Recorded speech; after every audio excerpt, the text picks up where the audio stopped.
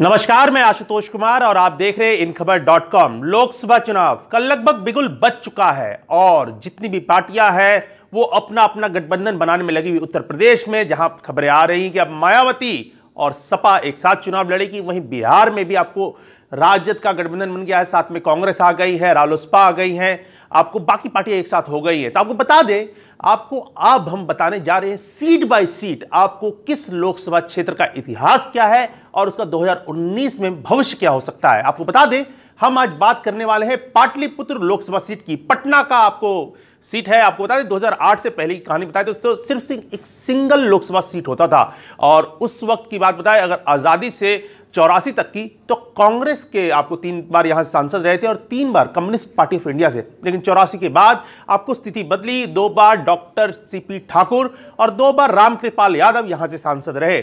हालांकि अलग अलग पार्टी से थे, पहले आपको सीपी ठाकुर कांग्रेस में थे, बाद में बीजेपी में आ गए।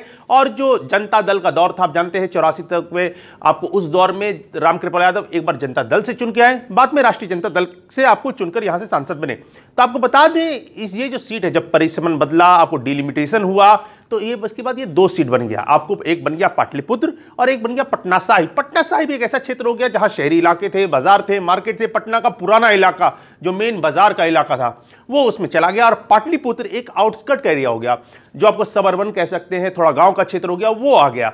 और यहीं पर आपको 2008 के बाद आपको पूरी स्थितियां बदल गई। डॉक्टर सीपी ठाकुर अब कैंडिडेट नहीं रहे।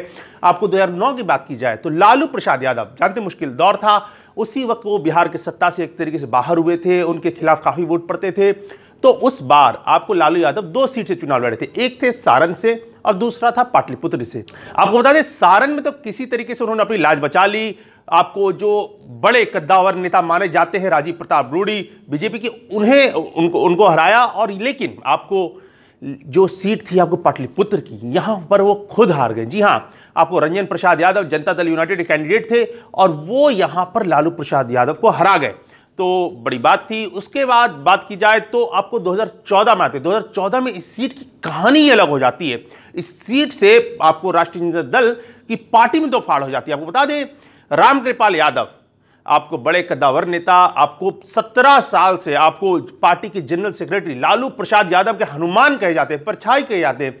माना जाता था कि अगर पार्टी के अंदर कोई सबसे करीब लालू प्रसाद यादव के है तो वो आपको रामकृपाल यादव है। और पटना के पहले मेयर रहे और जमीनी नेता, मतलब एक तरीके से बताए कि पटना के बात की जाए तो घर घर में अगर कोई व्यक्ति किसी की शादी में पहुंच जाता है, किसी के किसी शोक सभा में पहुंच जाता है तो राष्ट्रीय जनता दल से सिर्फ एक ही नाम आता था, वो था रामकृपाल यादव।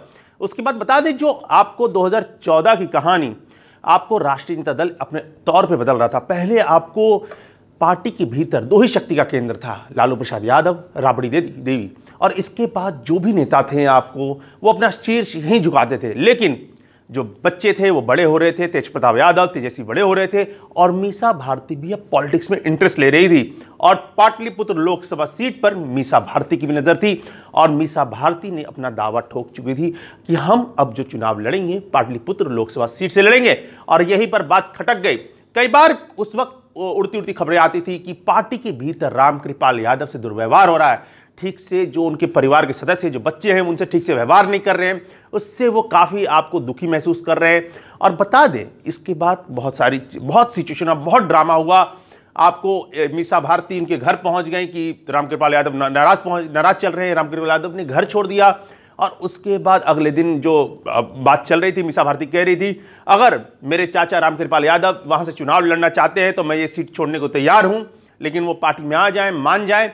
लेकिन अगर वो बात रामकृपाल यादव ने शर्त रख दी, अगर लालू यादव जी यही बात अपनी जुबान से कह दे, मुझे घोषणा कर दे कि हाँ मैं लोकसभा उस सीट से मैं ही कैंडिडेट हूं, तो मैं वापस पार्टी में आ जाऊंगा। लेकिन अगले दिन लालू प्रसाद यादव ने कह दिया कि मीसा भारती ही पाटलिपुत्र से चुनाव लड़ेगी।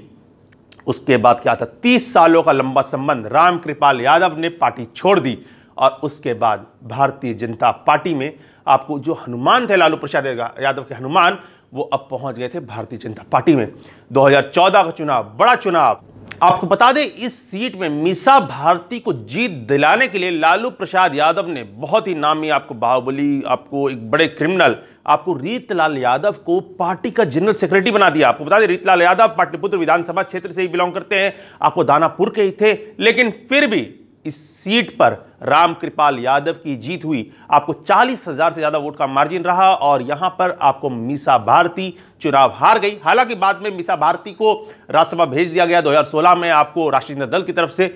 लेकिन आपको बता दें, परिस्थितियां बदल गई है। 2019 एक नया साल है और एक बता दूं, जो रामकृपाल यादव थे 2014 में भारतीय जनता पार्टी के लिए एक टूल थे जो उन्होंने इस्तेमाल किया राष्ट्रीय जनता दल के खिलाफ, और कहा कैसे परिवारवाद है और कैसे दूसरे लोगों का, आपको जो यादव वोट बैंक है, जो उनके परिवार छोड़ के बाकी यादव वो है, उनका वहां पर उतना सम्मान नहीं है। और एक तरीके से बहुत ज्यादा यादवों को टिकट भी दिया था। आपको बाद में विधानसभा चुनाव में आपको बीजेपी ने एक तरीके से दिखाने की कोशिश की थी कि हम यादव जो कम्युनिटी है, जो कास्ट है, वो भी हमारे अपने हैं, हम उनके लिए भी सोचते हैं, हम उनको भी टिकट देते हैं। ये दिखाने का एक मैसेज देने का कोशिश था आपको भारतीय जनता पार्टी का।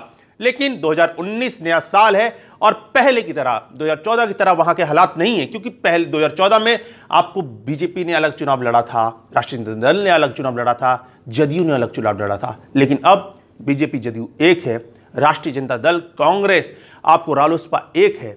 तो अब सिर्फ 2 कैंडिडेट फाइट होगी।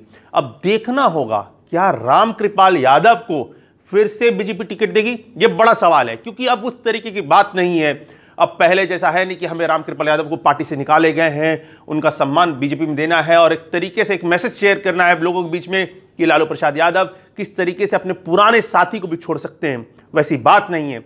और आपको राष्ट्रीय जनता दल की तरफ से देखना होगा कौन कैंडिडेट होगा, किसका कैंडिडेट होगा, यह बड़ा सवाल होगा।